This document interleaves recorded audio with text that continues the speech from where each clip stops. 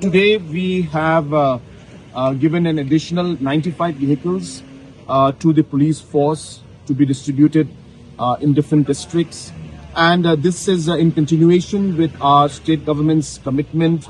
to ensure that we are able to maintain law and order and support our police forces and enhance their capability and strength.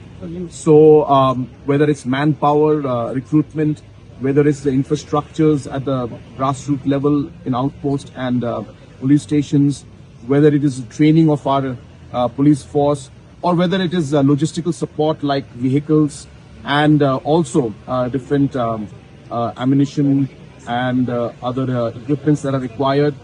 In all areas, our government has been supporting the police force to enhance their capability so that they are able to perform their duties in a much more efficient manner, which will ultimately, of course, benefit the people of our state.